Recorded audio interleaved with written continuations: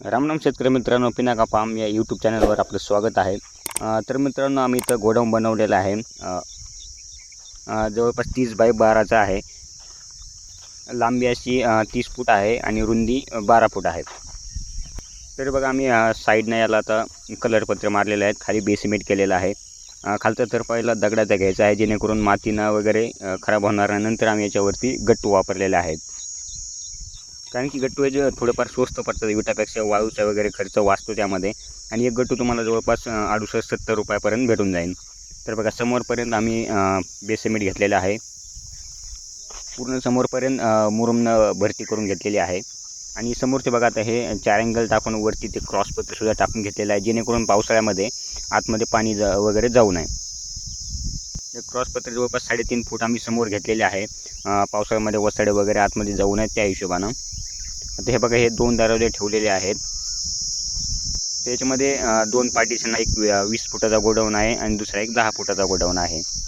तर त्याला आपण जवळपास 6 फुटाचा दरवाजा ठेवलेला आहे. जर तुम्हाला उघडून दाखवतो आतमध्ये, तर हे बघा, आता हे 10 फुटाची एक सेपरेट रूम बनवलेली आहे. ते छोटे समजा कट्टे वगैरे आपण ठेवू शकतो, त्या हिशोबाने एक छोटी रूम बनवलेली आहे. आणि आतमध्ये आम्ही जवळपास 2.5 फूट जमिनीपासून वरती घेतलेलं आहे. ते वरती बघा व्हाईट पत्रे टाकले, जेणेकरून कलरची पत्री पावसाने वगैरे लवकर खराब होतात. त्यामुळे वरती 50 mmचं जाड व्हाईट पत्रा टाकलेला आहे. तर बघा, 2.5 फुटाचं बेसमेंट घेतलेलं आहे आणि पूर्णपणे मुरुमनं सध्या भरून घेतलेला आहे. साईडनं 2 सपोर्ट दिलेले आहेत आणि वरतून एक सपोर्ट दिलेला आहे मध्ये. आणि वरती जो आम्ही 10 फुटाची हाईट घेतलेली आहे. बघा, समोर पूर्ण भरती घेतलेली आहे. आणि ही दुसरी जी रूम आहे ती 20 फुटाची आहे, जेणेकरून ह्या 20 फुटात जो मोठा गोडाऊन ठेवलेला आहे, कापसासाठी वगैरे ठेवलेला आहे. जेणेकरून याच्यामध्ये कापूस हे बसेल, दुसरं काही साहित्य वगैरे बसेल, त्यामुळं हा मोठा गोडाऊन आहे, हा सेपरेट ठेवलेला आहे.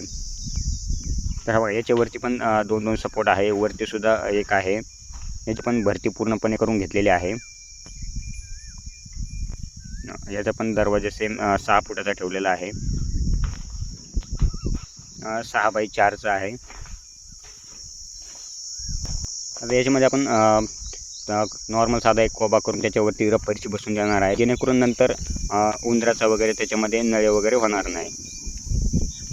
तर बरेचसे लोक म्हणतात एवढा खर्च आला वगैरे, असं काही नाही.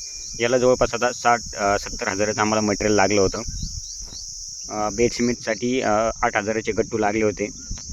आणि बेसिमेंट करून घेण्यासाठी जवळपास मिस्त्रीला 5,000 रुपये खर्च आला. आणि जे शेड बनवलं, हे शेडची मजुरी 8,000 रुपये मजुरी गेली.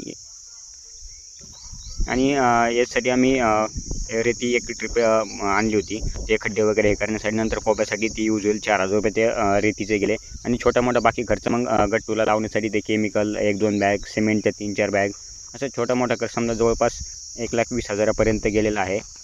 आणि याच्यामध्ये मुरुम भरतीसाठी जवळपास 18-20 हजार रुपये मुरुम लागलेले आहे. तर बरेचसे काही जणांची हाईट कमी जास्त असते, त्यामुळे मुरुमाचं कमी जास्त त्याच्यामध्ये होऊन जातं. म्हणजे आतापर्यंत जवळपास 1,20,000 रुपयाला पूर्णपणे खर्च आलेला आहे. तरी अजून याच्यामध्ये फरशी बाकी आहे, म्हणजे 10-15 हजार रुपये अजून खर्च त्याच्यामध्ये ॲड होईल. आणि आता जवळपास 90% काम पूर्ण झालेलं आहे. फक्त आता फरशी बसवली की काम पूर्णपणे ओके होईल. म्हणजे 30x12 शेडसाठी जवळपास तुम्हाला 1.25 लाखपर्यंत खर्च येईल. बरेचसे जण काही सांगतात 1.5 लाख 2 लाख रुपये खर्च, असं काही नाही. पूर्ण मटेरियल आपण चांगल्या क्वालिटीचं याच्यामध्ये वापरतो.